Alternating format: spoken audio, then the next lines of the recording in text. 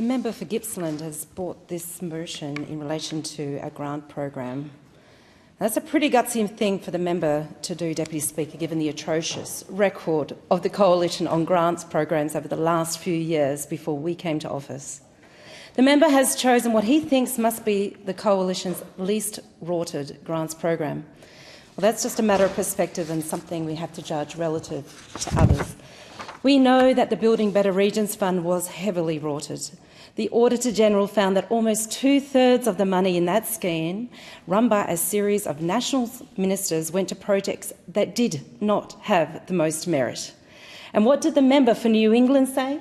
He said he didn't care if people called it pork barrelling. Well, we do care, Deputy Speaker, and the Australian people care and voted accordingly, and we're fixing the system now. The commuter car parks program was heavily rorted by the Coalition.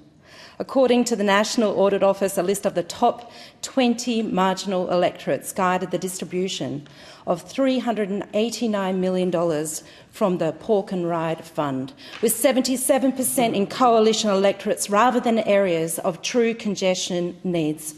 Congestion only happens in Liberal electorates. Apparently, and who could forget the community supports infrastructure grants rorted to the extent that eventually the Coalition minister had to resign in disgrace.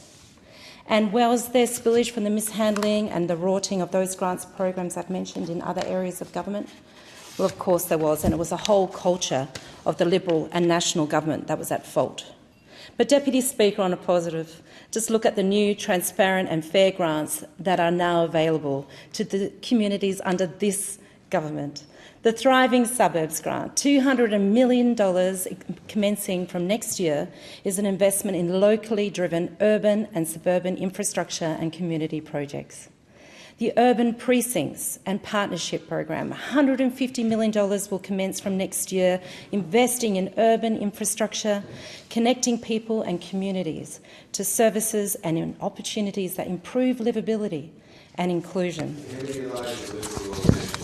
Well, we'll find out from next year when the grant actually commences. There'll be a far better process because we believe in integrity and transparency. So that's how we'll deliver. The Housing Support Program, another $500 million competitive funding program for local and state governments that will kick-start housing supply.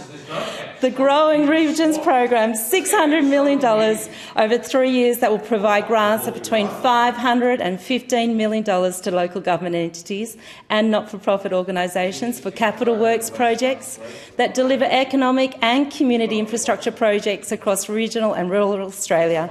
Round 2 opens later this year. And the Regional Precincts and Partnership Program, now $400 million there, open for applications to deliver regional precincts that are tailored to local needs.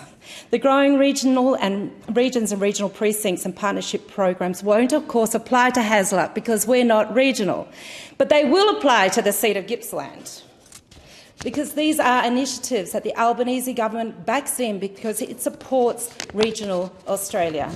So instead of writing this motion, the member for Gippsland could have written to his constituents to tell them about the Growing Regions program, where not-for-profit community organisations in Gippsland and local governments can apply to fund small capital projects that deliver social benefits and boost local community participation, including small-scale infrastructure upgrades, fit-outs and equipment purchases. He can tell them that each federal electorate has a capped amount of $150,000 to fund up to 20 local projects. And he can also assure them that under an Albanese Labor government, the processes for application will be fair and transparent. And of course, there are the volunteer grants that are there across all electorates to assist eligible not-for-profit community organisations supporting their efforts of their volunteers.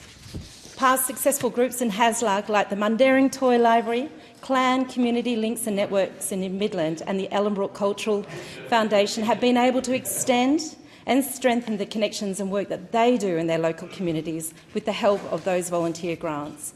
And when our local groups applied for them, they had to fill out full applications. They had to follow the rules. They had to do everything by the book. They have every right to expect that their applications will be assessed and treated with the same level of honesty, transparency and proper process. Under this government, that's exactly what will happen. I thank the member for Gippsland for bringing this courageous motion and allowing me to outline some of the government's initiatives which will assist people in both Gippsland and Hasluck and across the nation.